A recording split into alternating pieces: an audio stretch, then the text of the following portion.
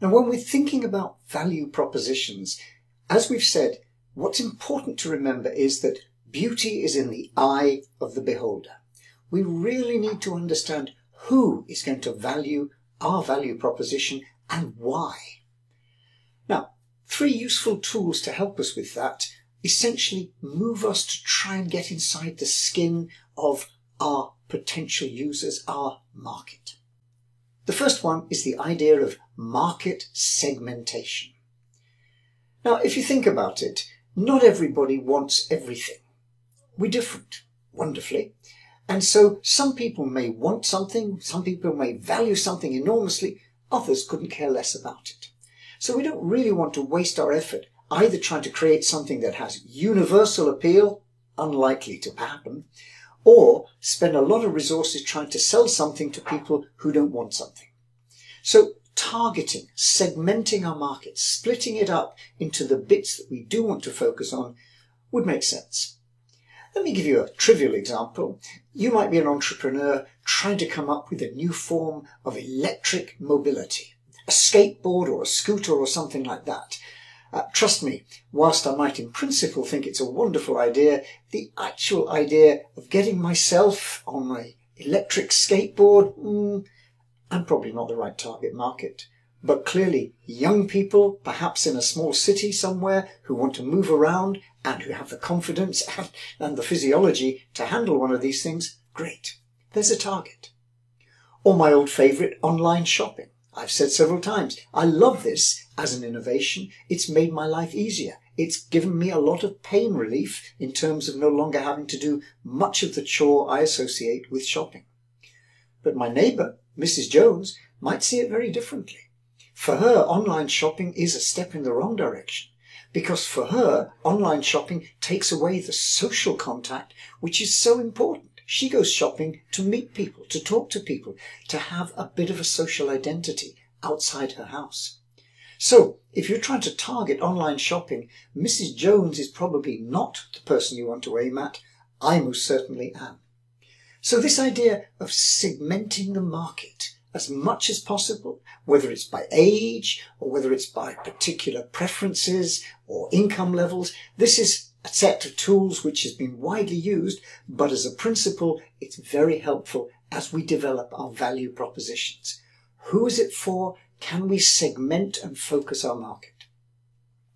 Second tool, customer personas. We're all people, and we all have wants and needs and desires. And if I asked you to try and explain why you value certain things, you probably all got different stories to tell. Why you have a favourite app and what that does for you, that's going to be highly individual. So what would be very helpful is to try and get inside the heads of the kind of people we're targeting in our segment, looking at possibilities for creating real value for them and telling them a story about it. And a tool here is the idea of personas. Very simply, a bit like a novelist, let's create a character. Let's try and describe this person in as much detail as possible. What does their day look like? What do they care about? How do they choose things, one thing against another? Building up as rich a character as possible, using the kind of techniques that writers use to build characters, and using them to then say, how would they, now we understand them, now we're kind of getting inside their skin, how would they react to our value proposition? And can we adapt that so that it tells them the kind of story that that persona might like to hear? It's a very helpful tool, bringing our characters to life, bringing our market to life. And the third tool links very much to that, the notion of a customer journey. Suppose you're trying to improve the outpatients facility in the local hospital. You could do a lot of theorizing, you could do a lot of development work with the supply side. We could talk to doctors and nurses and porters and receptionists and try and build up a better offering. You might change the physical layer, all sorts of things you could do. They would be your value proposition. But what would be really helpful is to talk to some people, customers, users of that service, and get them to tell you about their experience. What's the journey? So, first of all, I wake up in the morning and I think I've got my appointment. And then I check and there's a text which has just come to tell me my appointment's been cancelled. That is annoying, but nowhere near as bad as it might be if I had to go all the way to the hospital to find that out. So that very first step already gives us some information, some clues about what would make the journey better. Once they arrive at the hospital, where do I go? That experience is often really hard. Hospitals are big, confusing places, and it's not always easy to find where you're trying to get to, especially if you're trying to do it against a particular time.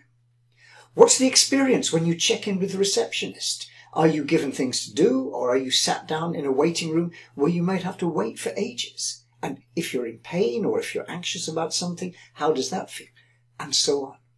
Basically, running a kind of story, a film, if you like, of the journey, but informing that by actually asking users what their journey was like, what their experience was, gives a wealth of information about how to improve things, how to innovate.